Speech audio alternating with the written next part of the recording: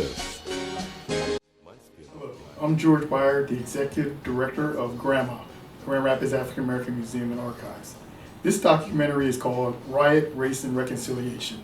As a history museum, our job is to tell the local story of everyday people. So what really happened? I'll read from the official record, Anatomy of a Riot. Shortly after midnight on July 25, 1967, a civil disturbance began in Grand Rapids, Michigan, which has been identified as one of the many big city race riots of our past summer.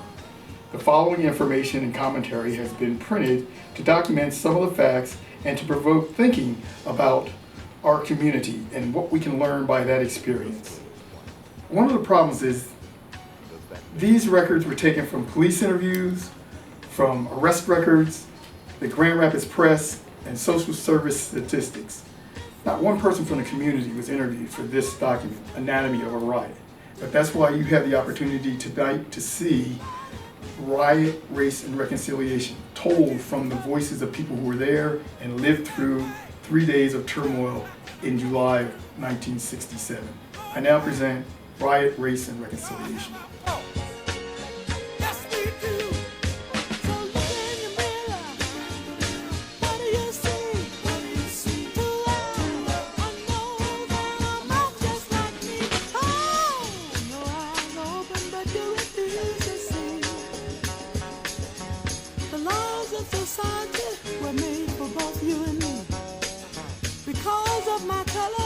I struggle to be free. Sticks and stones may break my bones. You're gonna see my friend.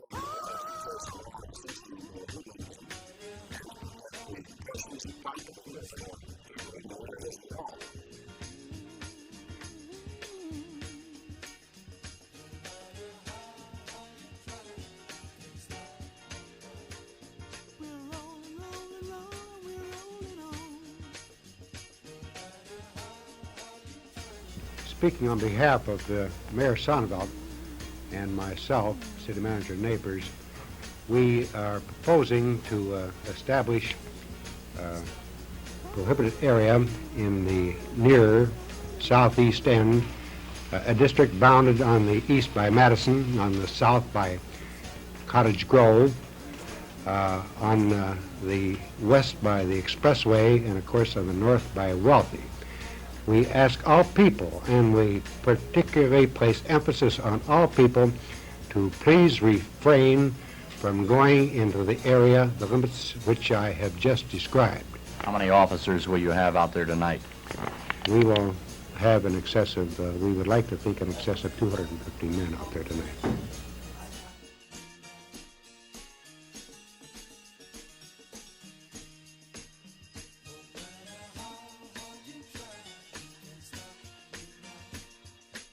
Chief, have you heard any word yet about any National Guard troops coming into I've just been advised by operations in East Lansing that there has been one battalion of National Guards released and will shortly be available in Lansing. However, I was also reminded that in addition to our request, they have similar requests from Pontiac, from Flint, and from Lansing.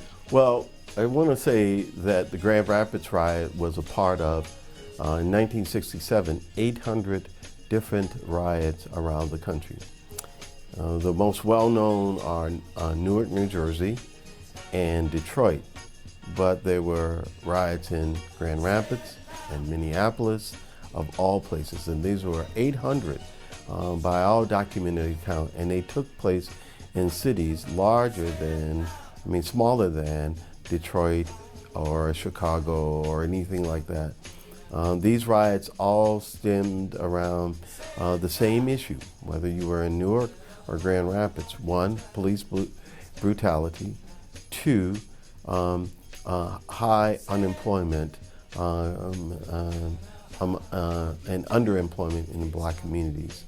You have to remember that black workers didn't get jobs at Steelcase until and that's the largest furniture manufacturer in town, until really the mid to late 70s. And the chief employer outside maybe the school district, was General Motors. And most black people came in and got jobs as custodians or got ancillary jobs in some kind of shop that had something to do with the auto industry. First off, the power to define is enormous. And whenever it seems in history, people of African descent stood up to oppression, it was called a riot. The people who were standing up called it rebelling or rebelling against oppression. So in terms of your title, I've never seen what happened as a riot with people responding and reacting. The situation in Grand Rapids back in the 1960s was dire, was tough. We had just started getting jobs in General Motors and Steelcase in a few places, but the majority of the people that I knew and the majority of the people of African descent in this town were living just at the margins. The police were, in my view, very oppressive, the same as today. The tactics they used in our community were different than the tactics they used in other communities when there were issues. The west side of the river was rough and tumble, but you never saw the full force of the police come down on them. Now, unbeknownst to us at the time, they had been having preliminary training for the police. I was involved in a community relations group just before, or just after the rebellion, and one of the officers had a brace on his leg and he was very angry in the meeting, and the lead facilitator pulled it out of him that they had been in training for rebellions the year before and he had injured his leg, and he then had this feeling about those people who were going to rebel. We sort of helped bring the humanity back into him by letting them know the people that they were talking about were rioting and rebelling. Actually, if you deal with the people who stood up and gave voice to their concerns, these were the people that were treated the harshest, and these weren't the people that were so-called looting. Then the riots, the insurrection and stuff like that in Detroit started kind of early, you know, because I remember, you know, my friends, HB and a couple other friends that went down to the Algiers hotel, and somehow or another HB got killed. And so we were just like blown away that HB went downtown Detroit and he didn't make it back. Because I remember when we took that People's Choice group to, we was on tour. I remember going through Detroit, and I seen a tank in downtown Detroit, an army tank. I think I was on a bus, and I said, there's a tank right in the heart of the city of Detroit, Michigan, an army tank right downtown Detroit. I couldn't believe it. It's the first time I've ever seen something like that in my life. But yeah, that was during that time. I lived on right by Franklin Street. And so my dad lived on Sheldon and Franklin, and in proximity where the riots was, that was ground zero. My mother and my family lived on Warden Street, which is 1 block from Franklin Street. Franklin Street was pretty much ground zero and Division. Sheldon and Division is like this. I watched buildings burn. I watched people throw Molotov cocktails.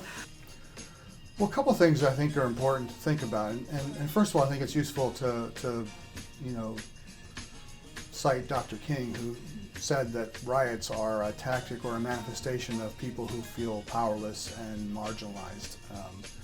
So it's not like riots come out of nowhere. There's a context to that, and I think in Grand Rapids, we can look decades back, but prior to 1967, and see, based upon the records from the Urban League and lots of other sources and the research from Dr. Jelks and Dr. Robinson about the condition that African Americans were living in, you know, substandard housing, high unemployment rates, you know, the sort of the systemic or managerial racism, as Robinson refers to it as, that impacted folks.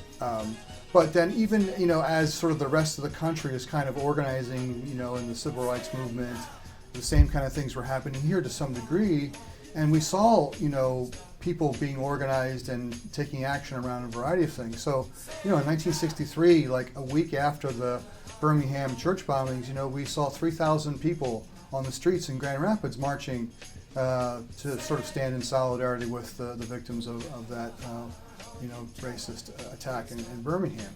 And then a couple years later, you see what's happening, particularly amongst high school and college age students, was what was referred to as the mustache affair, right? Where African American students were challenging sort of these sort of dress code policies that the Grand Rapids public schools had, and again, you saw lots of students taking action around all kinds of things in ways that were sort of consistent with what the civil rights movement had done.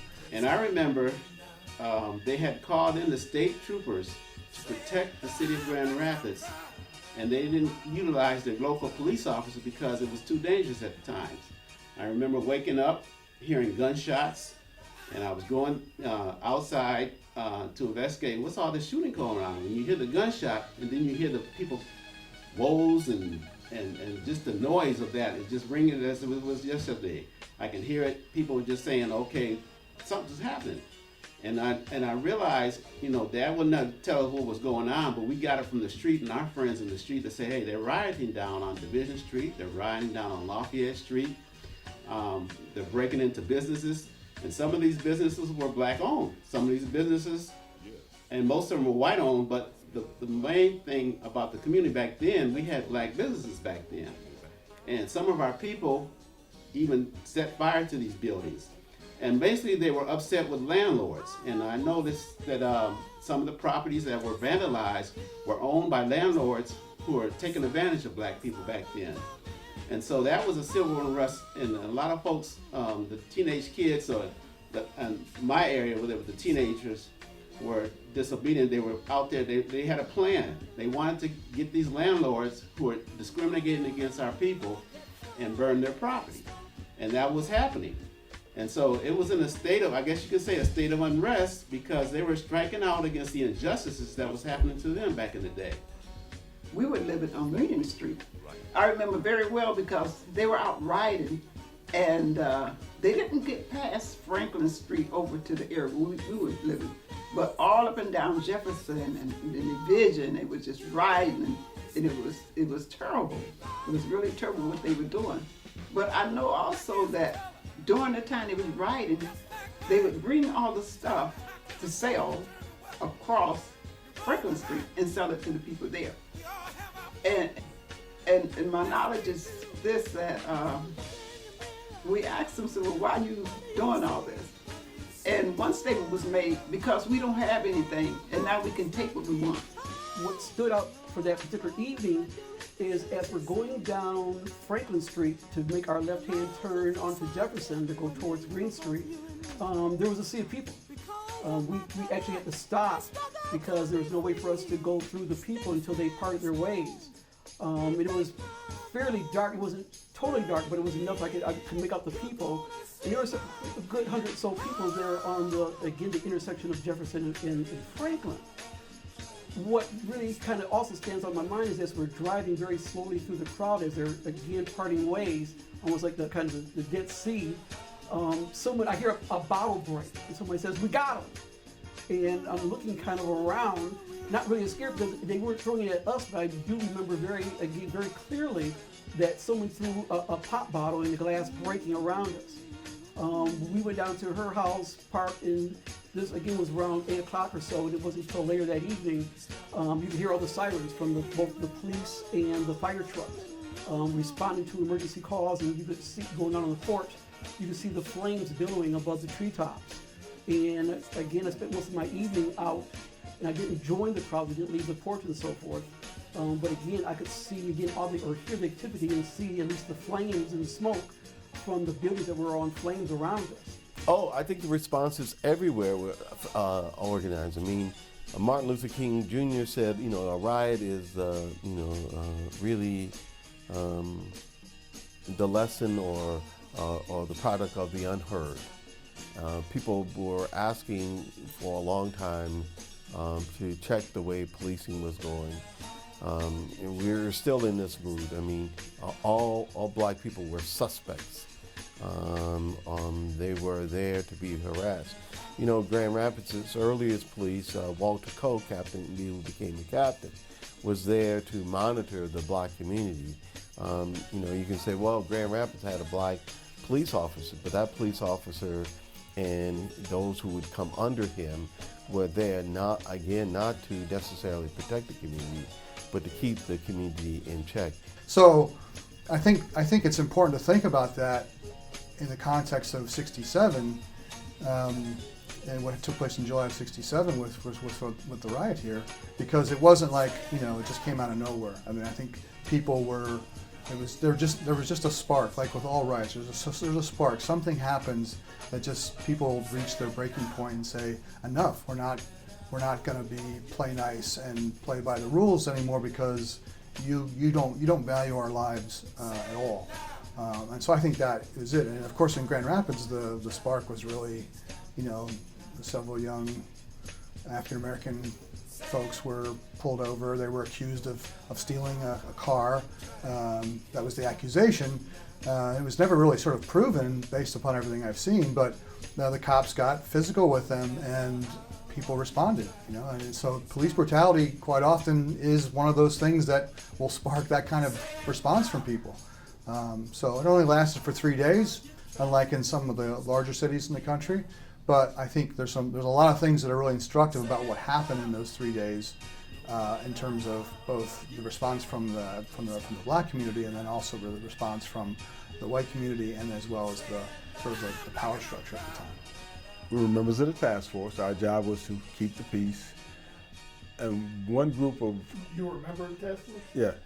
One group of guys, we were out patrolling, and they actually let them through the police roadblock. And after they went through, they fired from the rear, and and shot Fred Brown through his shoulder. Fred Brown from Ottawa Hills. Okay. Basketball. Yeah. Right, yeah. Yeah, so this was a live round then. Yeah, yes. This then further increased the anger amongst the people and led to some of us actually having assault rifles they were assault back in those days, to our heads as we were patrolling, trying to maintain a modicum of peace. So the police were on their side and we were sort of in the middle trying to keep people from getting killed.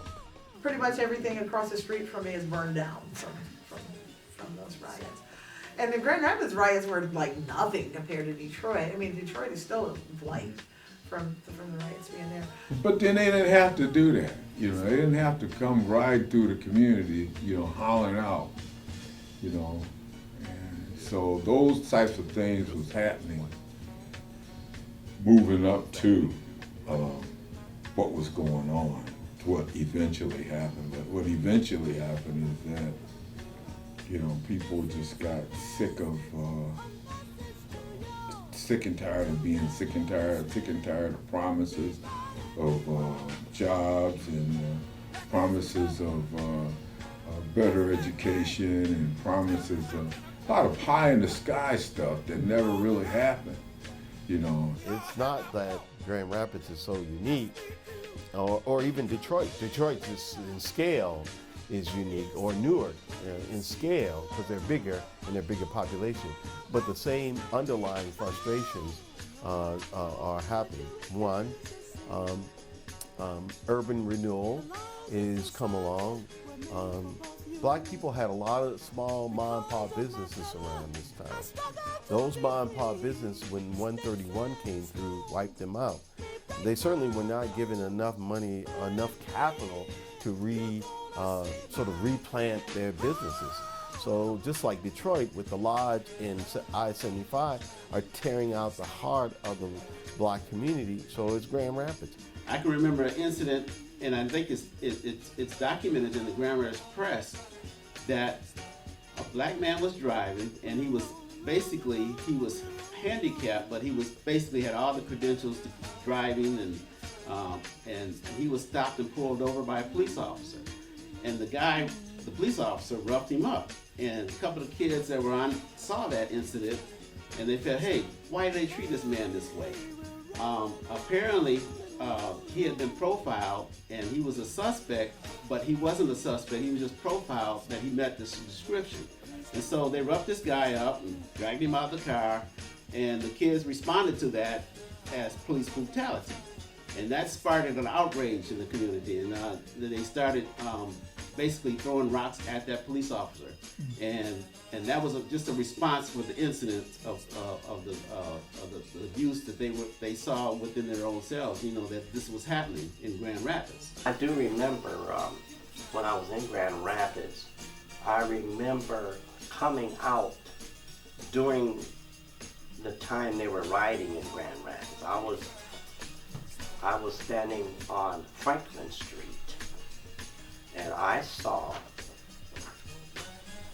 police officers in cars with helmets on, and they were in a line going up Franklin Street. I don't know, it must have been 10 or 12 police cars, all in a line, slowly driving up the street, and they all had helmets on inside of the cars, and there were people lined up on both sides of Franklin Street, and they had bricks, and they were throwing them at the cars. Now, occasionally, before the police came down through there with their squad cars, there were people lined up on both sides of the street. Now, innocently, there would be a car going up the street, Franklin Street, but when this car would go up Franklin Street, these people on both sides of the street would bombard these cars with bricks and just throw bricks into these cars. And these cars would just step on the gas and try to make it up through that area before they, And that's what I remember about the riots in Grand Rapids. And at the same time, they seem to be rioting in Detroit as well. State police came from Detroit down to Grand Rapids. And they were either tired or, they were tired of the work and just tired. So that was a real bad situation because some of the people, at least I remember Gerald Brown got shot. Cowboy. A guy named Cowboy got shot. People did get shot. Yeah, from state police or, state police or the National Guard, one or the other, but they got shot, so people did get shot. During that time, adult family life wasn't as strong as it used to be. And so the parents was actually promoting some of that looting and some of that taking and helping their children to sell those things. So it was like a separation with the families, And as we go on, we see more and more of the separation. We see that the state have taken over our children. We see how we can't discipline them. And it was a time when they had stopped doing a lot of discipline that they used to do when I was coming up. My cousin and I, in fact, there were three of us, we got up the next morning, and that afternoon we actually started walking up and down the area, particularly Hall Street, and was looking at the aftermath from the riot. Again, everybody calls it slightly different depending on their perspective of that event. But again, you could see very well, again, the damage in the fire that was, again, that had been started in that area that burnt down a number of white-owned businesses. There were some stores and so forth that you could see where people had broken into. And again, one of our favorite places, because we were kids, was Dairy Queen, and that hadn't been touched apparently because there was no liquor or anything, or money that was there that people wanted. So that was unscathed. But other places had been very heavily damaged from the night of, again, what people tend to call riots. Some people say these are rebellions, but there is a distinction to be made, and I mean, this is a scholarly debate that's going on all the time.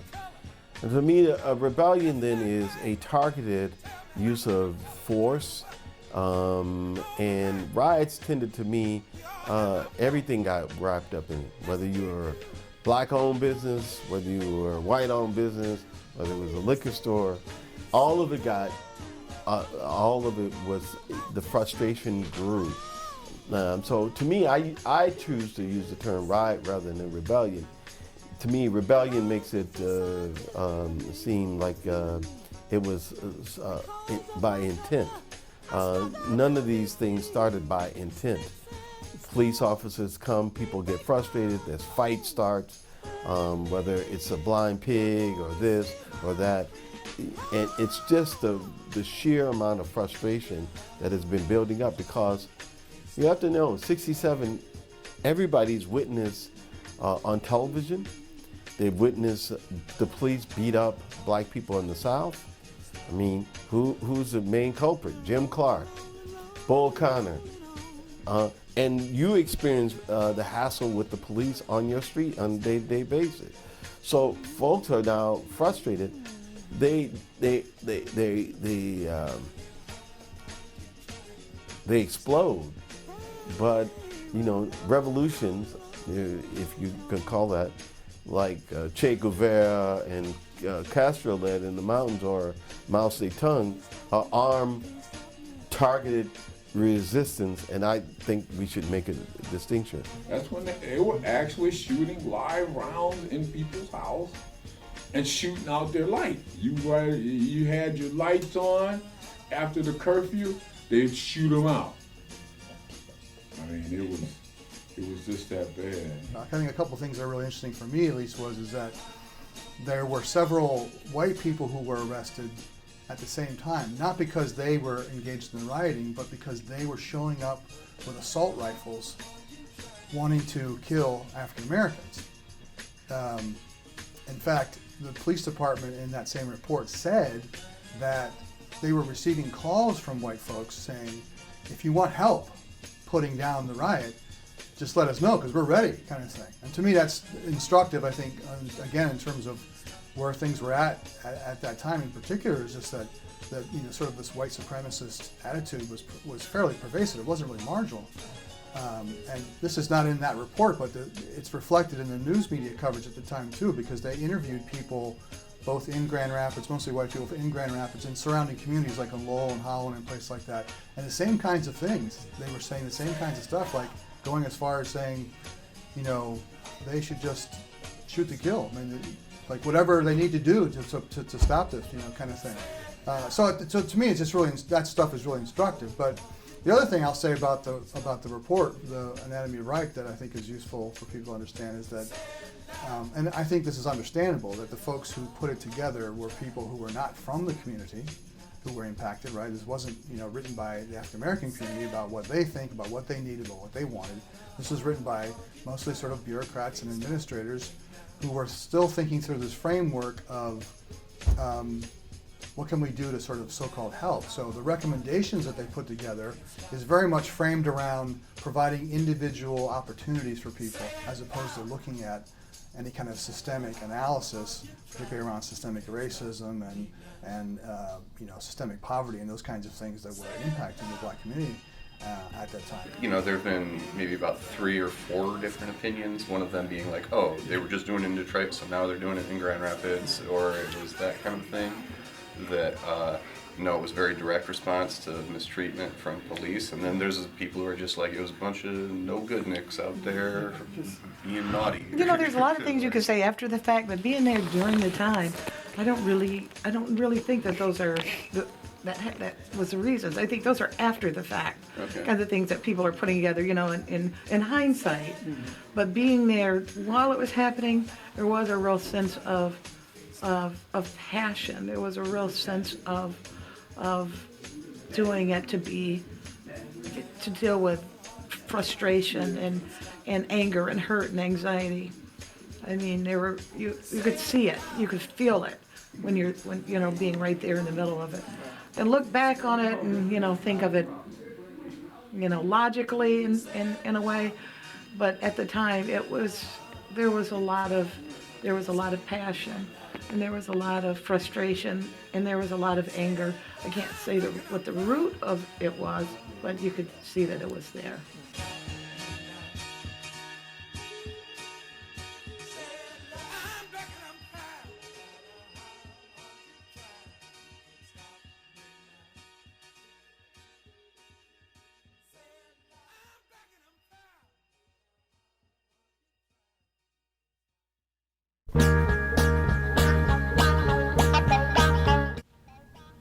Things started happening on Division Street initially, because I used to hang out at Fred Williams pool room, and white folks would come down Division Street hollering, niggers, niggers, niggers, niggers. You know, they would start at one end of the street, but then there was a red light at the corner of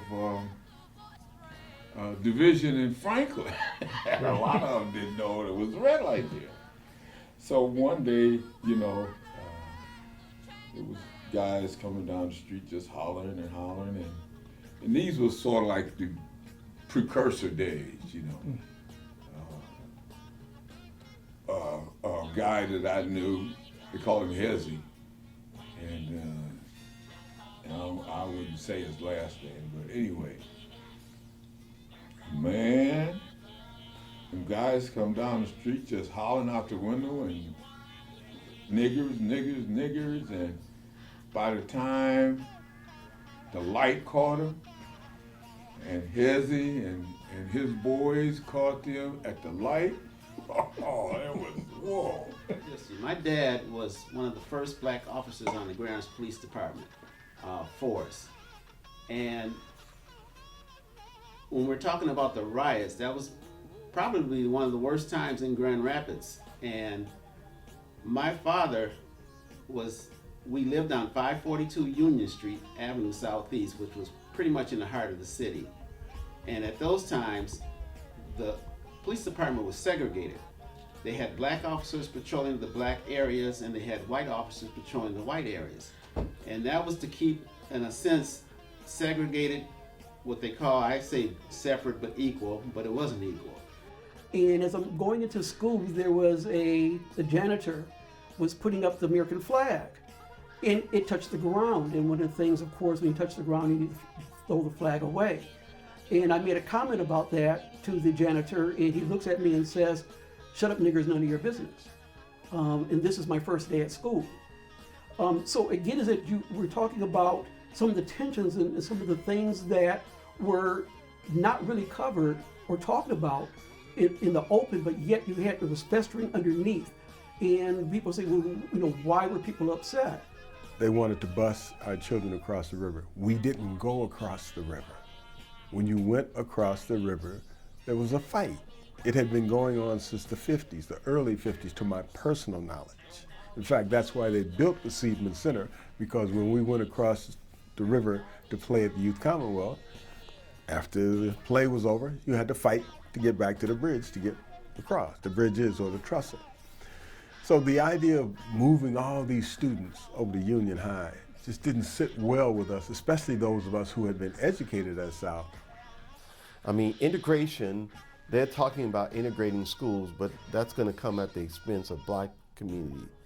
And, you know, they're not talking about busing people to South. They make this as the expense of black people, and that there were no really. Paul I. Phillips was on the school board, but he couldn't. Paul couldn't hear the sense of that people wanted to keep their own school. They wanted to be as respected as their Polish neighbors who went to Union High School, as their ethnic community, and they wanted reinvestment in their community. And nobody heard that. White leadership in the city council didn't hear it, and city commission, nor did and so South, the constant diminishing of South High School was problematic. some of our white friends in school, when we'd be friends in school, and then you'd meet them downtown, and they'd act like they didn't know you, you know. Benton Harbor, Michigan, which is our neighbor about 80 miles due southwest, in the Whirlpool plant, chose to put white up north people as supervisors over blacks, because from like up north, what I mean is northern Kentucky, northern Tennessee, they were the blacks because they knew how to, quote, handle blacks. And that logic went all across the country, and it came to the school, and it came by the police, and it came in all of the logic that, you know what, 1950s when black people are really coming in, what are black people? Dope dealers, what are they? Drug addicts, what are they? Even though black people established more churches per capita in that small community than anything, what are they considered? And so this was the problem. Autumn Hills was very unique in the sense that it was, again, 50-50 black and white. I didn't have a problem with again, addressing and being around my white friends. But at the same time, again, you had the term Uncle Tom that was always applied. And then you had Super Tom, and there was also, back in the days of Captain Kangaroo, there was a cartoon called Tom Terrific. And you would hear those again applied to myself or even friends, again, who associated themselves with white kids. And again, these are the things that were a part of Grand Rapids. And again, weren't necessarily always addressed openly and in constructive manners. So these are, again, you're looking at a kind of the prologue and sequel to all those events of things that happened prior to the riots and why we had so much pressure and, again, so much anger inside of us, and then still, and even to this day. I mean, I think the response of the white community was both in part rooted in fear, I think a sort of misplaced fear, because these were people disproportionately who had no context, no commitment, no relational dynamics with the black community. So of course they might be afraid because they're relying on whatever the news media is saying, or they're, based upon their own experience or the way they were raised, about sort of embracing these kinds of, racist attitudes towards black people. I mean, definitely those who were taking up arms and wanting to sort of put down the riot, as they said. I think again that's a reflection of that sort of kind of arrogant white privilege sort of thing. Like, we can just take the matters into our own hands, and we don't even need the city or law enforcement to sort of do that kind of stuff. I was in a situation where I was actually physically assaulted because of my paleness. I was perceived as white, and so I've seen both sides. I've been in right there and been right there where the riots happened. So yes, I saw and witnessed the riots in Grand Rapids. The anger. It was that we're not taking it anymore attitude back then. We're not downtown. We're not getting jobs. We're kept out of everything. And now you're going to close, quote unquote, our school. It's interesting that the Grand Rapids Press had done a kind of a retrospective piece in 1987 where they interviewed one white and one black student who were a part of that task force to get their sort of take on it. And it was really instructive to some degree in terms of what they had to say. Particularly the black student was just referencing the difficulty for him to sort of participate in the process, because while he didn't necessarily want to see violence happen, he fully understood and empathized with sort of the grievances that the black community had, which led to the riot. And even the white student who was speaking talked about the very fact that he was a part of that project, that his white friends and peers referred to him as an end lover, right? That he, because of his affiliation with this program, that automatically sort of marginalized him within his own peer group, kind of thing. So the very fact that he even participated, and so it was sort of interesting to kind of read that sort of retrospective piece on that task force. Those are the only two that were ever interviewed that I've ever come across, and that was 20 years after the fact. So yeah, I think it's important that people recognize that structure was in place to sort of try to minimize to some degree what was taking place, and they were particularly trying to get folks off the street, particularly young people off the street at the time, despite the fact that there was a curfew in place. The city wanted answers. They wanted to nip it in the bud, but there was a lot of bias back then, and there was a lot of white fear, because basically I can remember my neighbors, and most of them were white, you know, those who couldn't move out because of economics, they would put signs on their windows saying, colored people live here, don't break them in a house. So that was like a fear tactic, but it was a way of saying, okay, don't mess with my house, don't break into my house. And they were fearing because they were going door to door, smashing buildings, they were going and breaking houses, and they were looting. All that was happening, but it was a response because of the economic disparity was going on. There was no jobs, education was failing, people were getting discriminated in housing, and they were just trying to make a living, and they couldn't. Well, I understand, again, the animosity, and again, the frustration that our people had, and why some of them acted the way they did. And again, that's not to say that all of them did that. Again, you always have people who take advantage of the situation, which again, you get those situations of people breaking into the bars and other places and taking material goods or money. But again, there was a serious problem here in Grand Rapids. And again, being a very conservative town, it was easier for us not to talk about it, look the other way, and not really address the issues here. So again, these are all build-ups to it. Lots of people, left Grand Rapids in the 60s. And I'm not talking about white people fleeing the city to the adjacent suburbs, which the federal government funded. I'm talking about lots of talented black people who decide that it's nice place, but it's too much apartheid for my taste, and move on. This has been a consistent problem in the city. The communication come over about blacks and whites getting ready to meet at the corner of going across the tracks on Wealthy Street, and the whites coming over from the west side to meet the blacks to have a war right there on the bridge. That's what was alleged at that time, but that never did happen.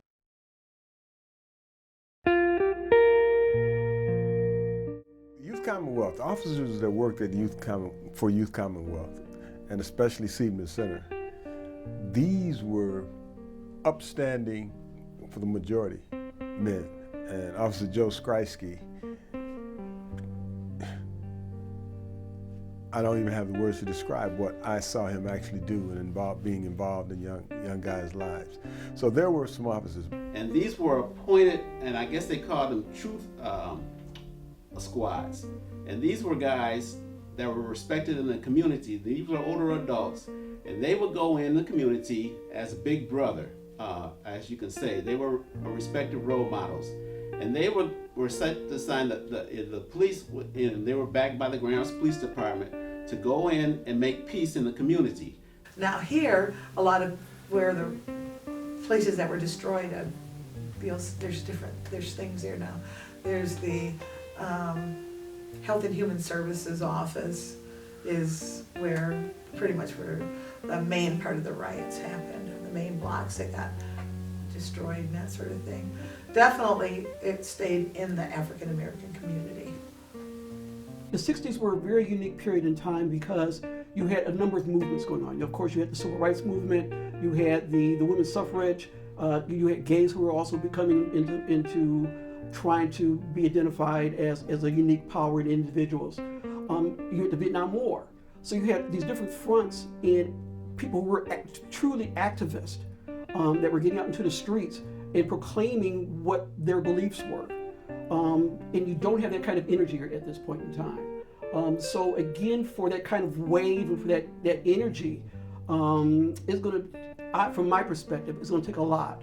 I think you'll see people get more involved with politics. You'll see people who try to, again, work whether in politics or in the communities themselves to make changes. But onto the level of what we had in the 60s, I'm afraid that I don't see that. People got a lot more political because it was these groups that were RNA and the NAACP, Alfred Cowles was one of the guys that worked for the city that helped. They had a department in the city government that was just trying to listen to you and help guide you through this crazy maze. So, but as we kept moving along, yeah, it was those programs that began to come in that would help.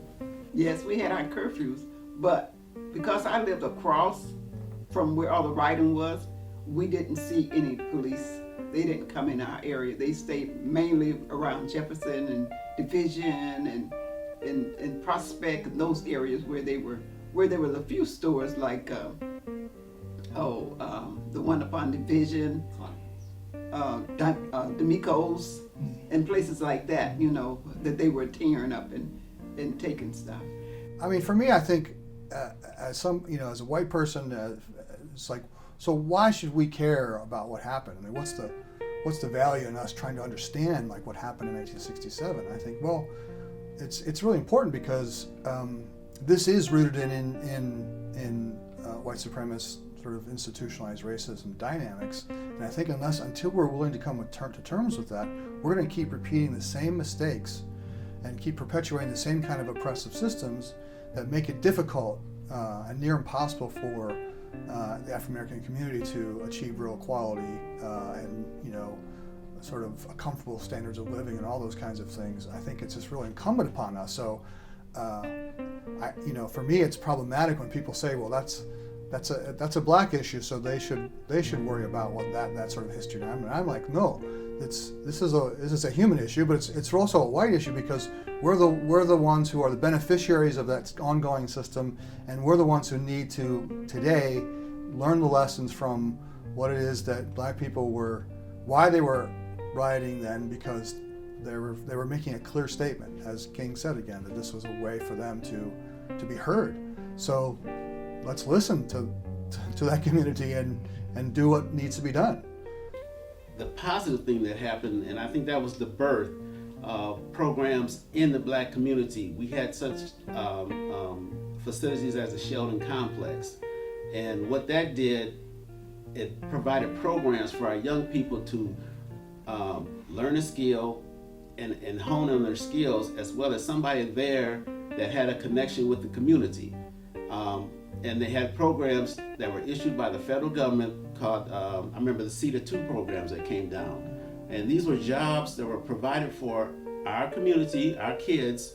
Some of them had first employment. I mean, you go into schools and you could see our kids working at minimum wage jobs, but there were jobs to make a living off of back then in that economy.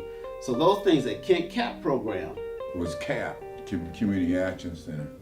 And so the Community Action Center, technically, that was phenomenal too, because actually that group came out of the Elks Lodge. And I know a lot of people remember Mr. Tardy, but before him, we had Paul Phillips and the Urban League, as well as the Concerned Citizens Committee of Grand Rapids.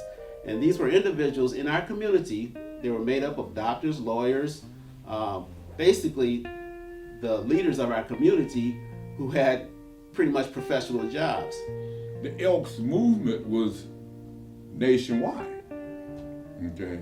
And then statewide. So you had a state faction of Elks, and then you had people reporting out, talking about the progress that we had begun to make with the Community Action Program that was created in the bowels of the Elks movement. Black leaders didn't demand enough.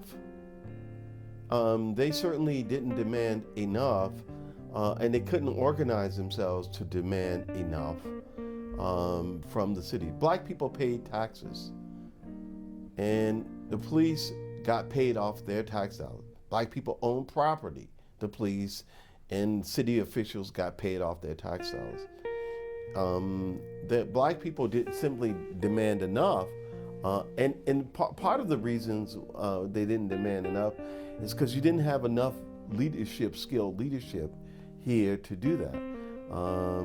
And and political leadership, and to really command the respect. Division was kind of a multicultural area. There were a lot of Italians, there were a lot of African American, there was business ownership, individual business ownership throughout the area. There were car lots, restaurants, nightclubs, and that sort of thing.